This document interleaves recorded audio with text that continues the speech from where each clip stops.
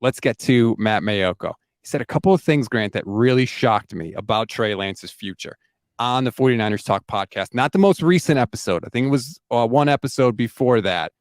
2 cuts I'm going to play. Here's the first one. The most important part for him will be the lead up to that very first preseason game. I think the 2 practices against the Las Vegas Raiders will be huge for him because, what he does on the practice field against the Raiders will have implications throughout the NFL. Not for the 49ers, throughout the NFL, which means if Trey has good practices against the Raiders, they think they'll be able to trade him to someone else in the NFL. Is that fair? I get the logic because teams could call the Raiders and say, what do you think? What do you think of Trey? You can't call the Niners. They'd be like, he's great. Well, then why aren't you playing him? His finger is broken. Brock Purdy's so good. Actually, Sam Darnold is way better than people realize. No. So they'll call the Raiders and they'll say, what do you think? And maybe the Raiders will tell them the truth. But I still think it's kind of funny that we're really, really judging quarterbacks based on practice when, you can't get touched in practice. And maybe some guys would feel confident. Like maybe Sam Darnold is really confident in practice, but in the actual game where he could get touched, it all falls apart. Whereas Trey might feel like, hey man, everyone's watching my throws. Like I'm pressing here in practice on these 10 throws I get, but in a game where it's 3 hours and he can settle down and actually be a playmaker, he actually might be better. I mean, we see that all the time, but Trey's never going to get that chance. I mean, again, that game against Houston. So say what you want about Houston. It was a must win. He played really well. He was a gamer that day, even with whatever his like scatter shot throwing. He completed 70% of his throws. It seems like he can do it. I think he can do it. I'd like to see him in a game with Christian McCaffrey before he gets traded. Can we see that one time? I just want to see it one time, please, one time. And you can knock that Houston team all you want, but how did Justin Herbert look against that Houston team? He looked a lot worse than Trey Lance. So you can knock him if you want, but again, I think that Trey has shown the longer he's played, the better he's gotten. If you go look at his individual games, he usually starts slow and plays much better by the end of the game. I thought the same thing happened in the Houston game. Ezio says, Ted Lasso coming to the U.S. and coaching the 49ers. I don't know if I would want to go that far. Also, the thing with Trey, like the Niners are a run-first team. They're at their best when their starting running back is the catalyst of the offense. And in Trey's 4 starts, the first one, Elijah Mitchell was partially injured, and he only had 9 carries. In the second start, he was healthy, and Trey Lance was good, and the Niners won.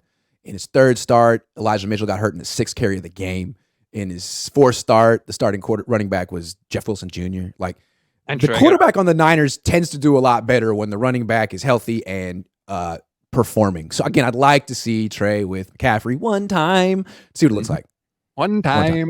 Here's the second Maiocco cut from the 49ers Talk podcast. The practices against the Raiders will be very important for Trey because, hey, let's face it.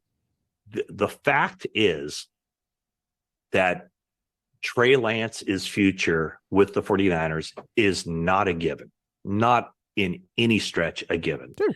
And if Brock Purdy is healthy, and if Sam Darnold beats out Trey Lance for the number 2 job, all of a sudden, if teams out there during training camp are eager to get their hands on Trey Lance, well, guess what? He might be available. And that's not no hot take. That's just reality. They have 4 NFL quarterbacks on their roster. No, they don't. And not all 4 of them are going to be around. No, they don't, Matt. They don't have 4 NFL quarterbacks on there. Now they're even pumping up Brandon Allen ahead of Trey Lance. I just think it's really funny how Matt's like, if Trey Lance gets beaten out by Sam Darnold, someone might want to trade for Trey Lance. Really? You sure about that? Like in late August, someone's going to be like, hey man, Trey Lance just got beaten out by Sam freaking Darnold. Let's go offer the Niners a third. A third? Maybe 2/3. Let's get Trey now. Right now. Like the Niners are so good at taking Trey's trade value and then turning around and being like, us? We did that? They did it with Jimmy. They're doing it with Trey. They've learned nothing. They're really good at it. Man, this guy sucks, but we'd like a 2nd round pick for him. The market just isn't there. It's the darndest thing. Must be his fault. It's your fault. it's the blind spot. They don't get it. It's amazing to me that they don't see that. Jay Good says hashtag free Trey. Hate to see him go, but he deserves a shot. You're right. It's like, hey, I got this car. This great car. It won't make it around the corner, but you should definitely buy it from me. Give me $10,000. Let's talk about the blind spot. There's an original sin that this organization did. They've built a hell of a team, but they made a choice immediately. Don't draft a quarterback. Build the team first. Mm-hmm. Insert the quarterback later. That was a mistake.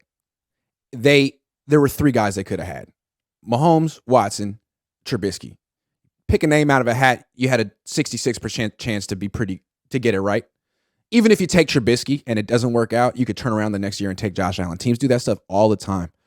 And what's interesting is Kyle's disciples that worked with him and helped build this team, they leave. None of them did what Kyle did. Saleh goes to New York, drafts a quarterback right away, gives him a chance, doesn't work. Now he's on Aaron Rodgers. Not messing around.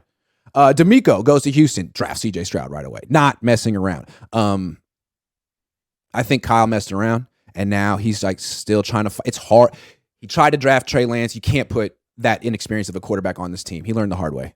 Now you're trying to salvage things with Brock Purdy in a torn UCL. Like he's flailing, and he wouldn't have been flailing if you got to get the quarterback first. Sorry, you had the second pick in the draft. You messed around. Jason Tillman, thank you very much for the donation. We appreciate it. There was one more that I want to get to. The Shears report. If they trade Trey Lance, they're going to regret it down the line. Purdy ain't it. He's not bad, but he's not great. Lots of dropped interceptions last year. I think all that is fair. We'll see. I think, and it's a possibility. We still need to find out about Brock. I'm not going to give any definites after 8 games. That's absolutely not a thing I'm going to do. Correct. Yeah. It's not fair to do that one way or another. Yeah. And I feel like Niner fans and the Niners do that a lot at the quarterback position and be like, well, look at they're even talking about with Darnold. Look at his 6 games last year. The games didn't mean anything. And what about the other 50? Right. And not only that, those 6 games were not that great, Grant. No. The last game he put on tape. 5 of 15. 2 30 picks, yards. I think 2 fumbles. But they won. So that gets lumped into like he threw for 30 yards. Trey Lance has never had a game that bad. Nowhere close to that bad. Can you imagine if Trey Lance did that last year, what people be saying? But Darnold does it, and they're like, actually think this guy's going to be the breakout performer. He's getting credit for that. He's going to be the comeback player of the year. Okay. I don't even think he thinks that. So it's frustrating because the one blind spot the 49ers have is the most important thing you need to get right with your team. Talking about blind spot. Kirk Cousins will be here next year. They're good. They just waited 7 years, and then in year 8, they're going to do what they wanted to do in year 2, which is bring in Kirk Cousins. Yeah, he'll be 36, but he's a Hall of Fame quarterback. He's just underrated. That's the joke they're going to make at the press conference. Oh, this is what we wanted to do all along. Like with McCaffrey. Yep. Like with McCaffrey. And here's the thing, like Kirk Cousins, he has a hell of an arm. Like he could push the ball down the field, but he has no mobility. He's a slow decision maker. He doesn't perform well on the best stages. I mean, he's perfect for Kyle, honestly. Those 2 are peas in a pod. You're right. Like he doesn't have that it factor at all. But also, he's better at the quarterback than the 49ers have had since Jeff Garcia.